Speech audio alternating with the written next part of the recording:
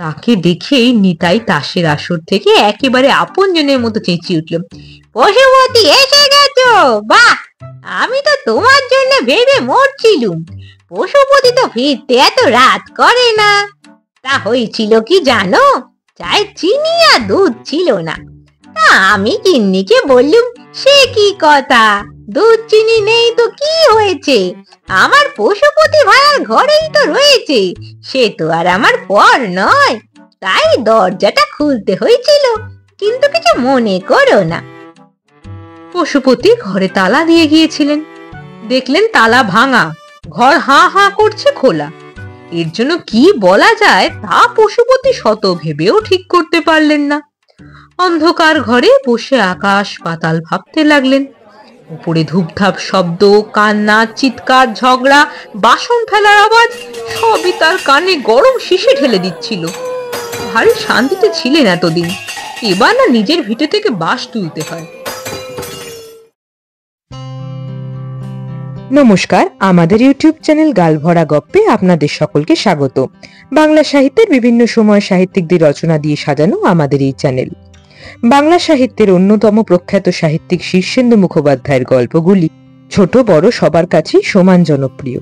তাই আপনার ভালো লাগার কথা মাথায় রেখেই এই রোববার থেকে সামনের সপ্তাহের রোববার প্রতিদিন থাকছে শীর্ষেন্দু মুখোপাধ্যায়ের লেখা বিভিন্ন স্বাদের নানান গল্প। শুনতে থাকুন গল্পগুলি। ভালো লাগলে লাইক করুন, কমেন্ট করুন, শেয়ার করুন বন্ধুদের সাথে। আর হ্যাঁ, চ্যানেলটা সাবস্ক্রাইব করতে ভুলবেন না, আর বেল আইকনটা প্রেস করে রাখবেন নতুন গল্পের নোটিফিকেশন পাওয়ার জন্য। আমাদের আজকের নিবেদন শীর্ষেন্দু মুখোপাধ্যায়ের লেখা ডবল পশুপতি। এই গল্পের প্রধান চরিত্র পশুপতি বাবু বেশ নিরীহ, নির্লিপ্ত এবং স্বাস্থ্যবান মানুষ। তিনি নিয়মিত শরীর চর্চা করেন। পশুপতি বাবুর প্রচুর পৈতৃক সম্পত্তি থাকলেও তিনি তার পৈতৃক বাড়িটি কিছুতেই কাউকে বিক্রি করতে বা ভাড়া দিতে চান না, এবং তিনি কোনো কথার উত্তরও অত্যন্ত ভেবেচিন্তে দিয়ে থাকেন। মোট কথা হলো তিনি একজন খুব ধীর স্থির মানুষ। হঠাৎই তার কোনো মতামত বা সম্মতি না নিয়ে নিতাই বলে একজন তার বাড়ির বেশ কিছুটা অংশ ভাড়া হিসাবে দখল করে বসে। নিতাই ও তার পরিবারের মানুষজনের চিৎকার চেঁচামেচি হইচইতে পশুপতি বাবুর তো প্রাণ ওষ্ঠাগত। শেষ পর্যন্ত কি নিতাই পশুপতি বাবুর বাড়িতে ভাড়াটে হিসাবে থাকতে পারল, নাকি কি এমন ঘটনা ঘটল যাতে নিতাই বাবু পাত্তারি গোটাতে বাধ্য হলেন? জানতে হলে শুনতে হবে আমাদের আজকের গল্প ডবল পশুপতি। পশুপতি বাবু নিতান্তই ভালো মানুষ, তবে দোষের মধ্যে তার মনটা বড় ভুলো। তিনি সর্বদা এতই আনমনা যে আচমকা যদি কেউ তাকে তার নামটা জিজ্ঞাসা করে তাহলেও তিনি চট করে সেটা মনে করতে পারবেন না, একটু ভেবে বলতে হয়। পশুপতি বাবুদের অবস্থা এক সময় বেশ ভালোই ছিল। তার ঠাকুরদা পুরনো জিনিস কেনা বেচার কারবার করে খুব পয়সা করেছিলেন। বিশাল দুমহলা বাড়ি, গাড়ি, জমি জমা, দাস দাসীর অভাব ছিল না। তবে এখন তার আর বিশেষ কিছুই অবশিষ্ট নেই। বাড়িটা আছে, তবে সংস্কার আর মেরামতির অভাবে সেটার অবস্থা বেশ করুণ। বিশাল বাগানটা এখন আগাছায় ভরা। বহু লোক বাড়িটা ভাড়া নিতে চায়, কিনতে চায়। এই বিশাল বাড়িতে পশুপতি বাবু একা থাকেন। সকালে উঠে তিনি ডন বৈঠক দেন, কল ওঠা ভেজা ছোলা আর আদা খান, নিজেই রান্না করেন। একা মানুষ বলে তার বিশেষ টাকা পয়সার দরকার হয় না। তার একটা ছোট লোহা লক্করের দোকান আছে, সামান্য আয় হয়। তবে পশুপতি বাবু চলে যায়। দেখতে গেলে পশুপতি বাবু ভালোই আছেন। তবে কেউ যদি জিজ্ঞেস করে, এই যে পশুপতি বাবু, নমস্কার, কেমন আছেন? তখন পশুপতি বাবুর ভারী সমস্যা হয়। আসলে কেমন আছেন তা বোধহয় পশুপতি বাবু আকাশ পাতাল ভেবেও ঠাউর করতে পারেন না। তাই অনেকক্ষণ ভেবে চিন্তে বলেন, বোধহয় ভালোই, কিংবা মন্দ নয়, খারাপও হতে পারে। অবশ্য এই জবাব দিতে পশুপতি বাবুর এত দেরি হয় যে প্রশ্নকর্তা হয় ততক্ষণে স্থান ত্যাগ করেছেন, নয়তো জবাব শোনার ধৈর্য হারিয়ে ফেলেছেন। একদিন সকালবেলা পশুপতি বাবু যখন ডন বৈঠক করছেন, ঠিক সেই সময় একটা লোক বাইরে থেকে হেঁড়ে গলায় ডাকতে লাগলো, পশু বাবু আছেন নাকি? পশু বাবু? ব্যায়ামের সময় কেউ বাধা দিলে পশুপতিবাবু চটে যান। আজও গেলেন। মাঝপথে ব্যায়াম বন্ধ করা যায় না, আর জবাব না দিলেও অস্বস্তি। তাই প্রাণপণে বুক ডন দিতে দিতে পশুপতিবাবু শুধু হুম হুম শব্দ করতে লাগলেন। লোকটা বুদ্ধিমান। দরজার বাইরে থেকে শব্দটা অনুধাবন করে সন্তর্পণে ভেতরে ঢুকলো। তারপর ব্যায়ামরত পশুপতিবাবুকে দেখে একগাল হেসে বলল, ব্যায়াম করছেন? খুব ভালো। ব্যায়ামের মতো জিনিস হয় না। হজম হয়, খিদে পায়, জোর বাড়ে, গুন্ডা বদমাশদের ভয় খেতে হয় না। ব্যায়ামের যে কত উপকার! পশুপতিবাবু ব্যায়াম করতে করতে লোকটাকে একটু দেখে নিলেন। বেশ শেয়ানা চেহারার মাঝবয়সী রোগা একটা লোক, চেনা নয়। পশুপতিবাবু বুক ডন শেষ করে মুগুর ভাঁজতে লাগলেন। লোকটা সভয় একটু কোণের দিকে সরে দাঁড়ালো। তারপর আপন মনেই বলতে লাগলো, লোকে বলে বটে পশুপতিবাবু লোকটা সুবিধের নয়, মহা কেপন, হাড় বজ্জাত, অহংকারী, দাম্ভিক। আমি বলি তা সবাই যে সমান হবে এমন তো কোনো কথা নেই। আর পশুপতিবাবুর খারাপটাই তো শুধু দেখলে হবে না, তার ভালো দিকটাও দেখতে হবে। লোকটা স্বাস্থ্যবান, সাহসী, উদার। পশুপতিবাবু রাগবেন কি খুশি হবেন তা বুঝতে পারলেন না। তবে হাতের মুগুর দুটো খুব বাই বাই করে ঘুরোতে লাগলেন। ব্যায়ামের সময় কথা বলতে নেই। লোকটা ঘুরন্ত মুগুরের দিকে সভয়ে তাকিয়ে বলল, তা মহেন্দ্র তবু বলে বসলো, ওহে নিতাই, তোমার পুরনো স্বভাবটা না আর বদলালো না। তুমি কেবল লোকের ভালোটাই দেখে গেলে, কিন্তু দুনিয়া যে খারাপ লোকে ভরে গেছে সেটা তোমার চোখে পড়লো না। পশুপতির আবার গুণটা কিসের? বাপ পিতে মোর অত বড় বাড়িটা ভূতের বাড়ি করে ফেলে রেখেছে, অথচ কত লোক বাড়ি না পেয়ে কত কষ্টে এখানে সেখানে মাথা গোজার ঠাই খুঁজে বেড়াচ্ছে। পশুপতিবাবু মুগুর নামিয়ে রাখলেন। হাঁপড়ের মতো হাঁপাচ্ছিলেন তিনি। লোকটার দিকে একবার গম্ভীর চোখে তাকানোর চেষ্টা করলেন। কি বলবেন ভেবে পেলেন না। আরো ভাবতে হবে। অনেক ভেবে ভেবে তবেই তিনি কথা বলতে পারেন। পশুপতিবাবু মাথাটাকে চাঙ্গা করার জন্য বিছানার ওপর শীর্ষাসন করতে লাগলেন। লোকটা বলল, আমিও ছেড়ে কথা কইনি। হ্যাঁ, মহেন্দ্রকে আমিও বেশ দু কথা শুনিয়ে দিয়েছি।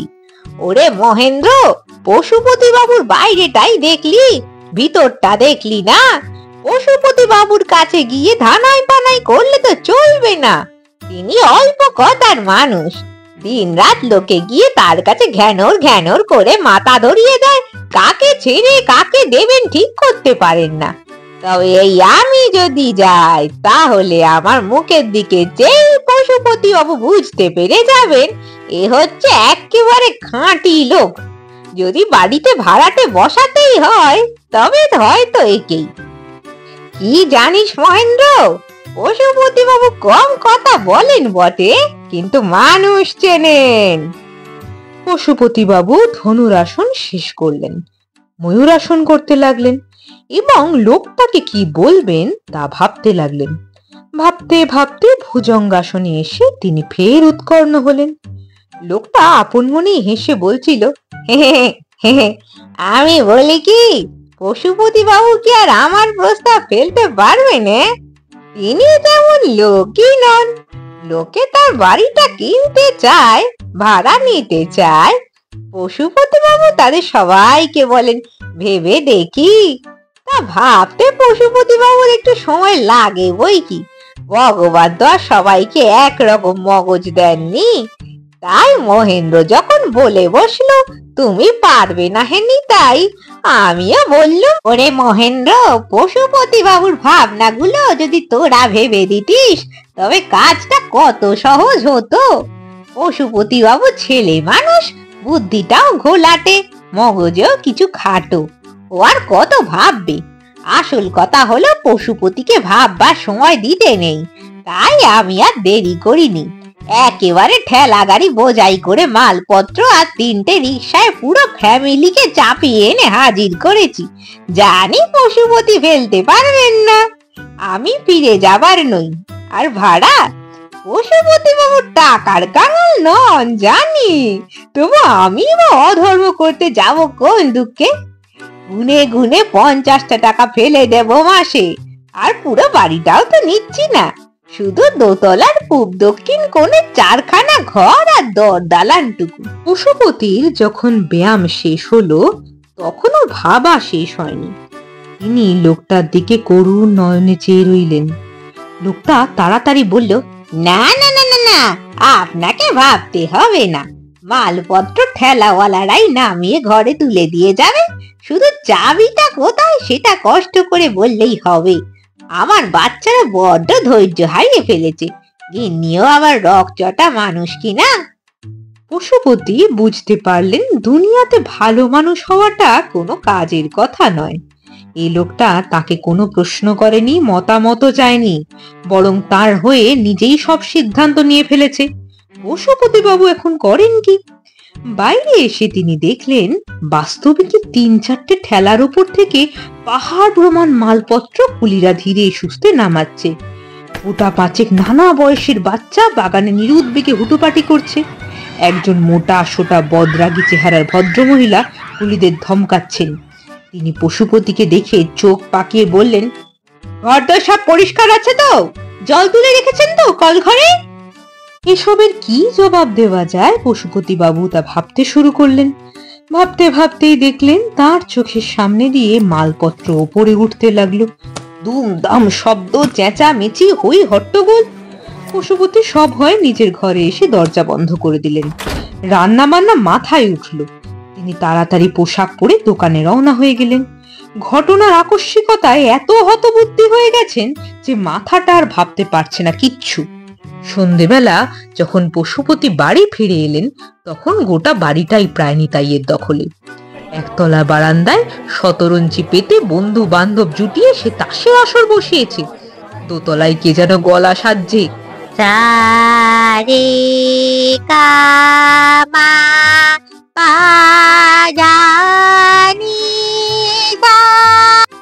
গোটা 5 বাচ্চা চেঁচিয়ে পড়া করছে।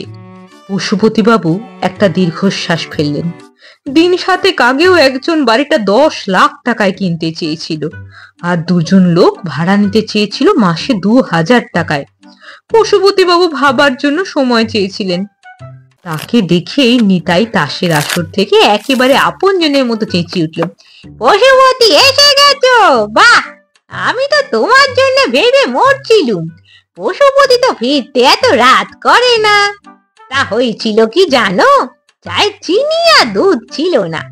তা আমি গিন্নিকে বললুম, সে কি কথা, দুধ চিনি নেই তো কি হয়েছে, আমার পশুপতি ভাইয়ার ঘরেই তো রয়েছে, সে তো আর আমার পর নয়। তাই দরজাটা খুলতে হয়েছিল, কিন্তু কিছু মনে করো না। পশুপতি ঘরে তালা দিয়ে গিয়েছিলেন। দেখলেন তালা ভাঙা, ঘর হাঁ হাঁ করছে খোলা। এর জন্য কি বলা যায় তা পশুপতি শত ভেবেও ঠিক করতে পারলেন না। অন্ধকার ঘরে বসে আকাশ পাতাল ভাবতে লাগলেন। উপরে ধূপধাপ শব্দ, কান্না, চিৎকার, ঝগড়া, বাসন ফেলার আওয়াজ সবই তার কানে গরম শিশে ঢেলে দিচ্ছিল। ভারী শান্তিতে ছিলেন এতদিন, এবার না নিজের ভিটে থেকে বাঁশ তুলতে হয়। নিতাইয়ের বড় মেয়ে হলু তার নুন চাইতে এলো। তারপর মেজো ছেলে এসে দেশলাই ধার নিয়ে গেল। রাত 10টা নাগাদ নিতাই এসে 10 টাকা ধার চাইলে মাসের শেষেই দেবে। পশুপতিবাবু কষে ভাবতে লাগলেন। ভাবতে ভাবতে ক্লান্ত হয়ে না খেয়েই ঘুমিয়ে পড়লেন। মাঝরাতে দরজায় ঘা পড়ল। পশুপতি উঠে দরজা খুলে দেখলো ভারী অভিমানী মুখ করে নিতাই দাঁড়িয়ে। কাজটা কি ঠিক করলে পশুপতি ভাইয়া? পশুপতি অবাক হয়ে ভাবতে লাগলো কোন কাজের কথা হচ্ছে। নিতাই মাথা নেড়ে বলল, ভাড়া না হয় আর 10 টাকা বাড়িয়েই দিচ্ছি। তা কথাটা তো মুখে বললেই পারতে। বাথরুমের দরজার আড়ালে ঘাপটি মেরে থেকে লাথি মারবার কি কোনো দরকার ছিল? কাজটা কি ঠিক হলো হে পশুপতি? পশুপতি খুব ভাবছিলেন, কিন্তু কিছু বুঝে উঠতে পারছিলেন না। নিতাই দুঃখের সঙ্গে বলল, আর খুব আস্তেও মারুনি, আমার কাঁকালে বেশ লেগেছে। যাই হোক, ওই 60 টাকাই দেব, মনে রাগ পুষে রেখো না ভাই। পশুপতিবাবু কি বলা উচিত ভাবতে লাগলেন। নিতাই চলে গেল। পশুপতি যখন ডন বৈঠক করছিলেন, এই সময় হঠাৎ নিতাইয়ের বউ একটা খুন্তি হাতে দরজায় এসে দাঁড়ালো। বলি পশুপতি বাবু, আপনার আক্কেলখানা কি বলুন তো? ঢের ঢের বাড়িওয়ালা দেখেছি বাপু, আপনার মতো তো দেখিনি। কোন আক্কেলে আপনি আমার আম গাছে উঠে রান্নাঘরে ঢিল ছুঁড়ছিলেন? তাও ছোটখাটো ঢিল নয়, এত বড় বড় পাথর। তার দুখানা আমার ভাতের হাঁড়িতে পড়ে গরম ফ্যান চলকে আমার হাতে ফোসকা পড়েছে, 4খানা কাঁচের গেলাস ভেঙেছে, একটা ঢেলা পড়েছে ডালের বাটিতে। বলে এসব কি হচ্ছে? আপনি কি পাগল না পাজি? পশুপতি এবারও সদুত্তর দিতে পারলেন না, তবে ভাবতে লাগলেন। নিতাইয়ের বউ চোখ পাকিয়ে বলল, আমিও দুর্গা দারোগার মেয়ে, এই বলে দিলুম, ফের ঢিল মারলে আমিও দেখে নেব। পশুপতি শুকনো মুখে কাজে বেরোলেন। রান্না বান্না আর করলেন না, হোটেলেই খেয়ে নেবেন দুপুর বেলাটায়। সন্ধ্যেবেলা বাড়ি ফিরতেই দেখেন নিতাইয়ের তাসের আড্ডা নেই। নিতাই একা শুকনো মুখে দাঁড়িয়ে আছে। পশুপতির কাছে যেতেই নিতাই কাঁদো কাঁদো মুখে বলল, গায়ে জোর থাকলে কি গুন্ডামি করতে হয়? পশুপতি ফ্যাল ফ্যাল করে চেয়ে রইলেন। নিতাই বলল, না হয় তাসের আড্ডায় একটু গোলমাল হয়েই ছিল, তাস নিয়ে বসলে ওরম একটু হয়, তা বলে লাঠি সোটা নিয়ে ভদ্রলোকের ছেলেদের ওপর চড়া হওয়াটা কি ঠিক? তা তাস খেলা তুমি পছন্দ করো না, এটা আমাকে বলে দিলেই তো হতো। পশুপতি মাথা চুলকোতে লাগলেন। নিতাই ধরা গলায় বলল, আমি অফিস থেকে এসে শুনি তাসুরেরা সব বসেছিল আসর জমিয়ে, আর হঠাৎ তুমি নাকি একেবারে প্রলয় নাচন লাগিয়ে দেওয়ায় তারা সব পিঠ বাঁচাতে সরে পড়ে। আর তাছাড়া শিবুর ওভাবে কান মলে দেওয়াটাও তোমার ঠিক হয়নি। আমার সেজো ছেলে দুষ্ট ঠিকই, কিন্তু সেও তো তোমার ছেলের মতোই। কানটা শুধু ছিঁড়ে নিতে বাকি রেখেছো। কেনেস তারা বাজানো যে তুমি পছন্দ করো না, তা তো আর বেচারা জানতো না। পশুপতি খুবই অবাক হলেন এবং ভাবতে লাগলেন। একটু রাতের দিকে পশুপতি রান্না করতে বসে হঠাৎ শুনতে পেলেন উপরে একটা তুমুল চেঁচামেচি দৌড় ঝাঁপ হচ্ছে। কি যেন চেঁচালো, ওরে বাবা রে, মেরে ফেললে। আর একজন বলে উঠল, এসব কি ঠিক কাজ হচ্ছে? আর একজন বলল, কি পড়ে যাবো যে খাট থেকে। আর একজন বলল, আমার বিনুনিটা যে কেটে দিল, ও মা। সিঁড়ি দিয়ে কারা যেন সব দৌড়ে নামতে নামতে বলল, ছেড়ে দাও ভাই, মাফ করে দাও, ঘাট হয়েছে। কালই সকালবেলায় তোমার বাড়ি চেনে চলে যাব, জীবনে মুখ হব না।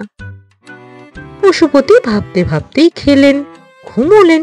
সকালবেলা উঠে দেখলেন বাড়ি ফাঁকা।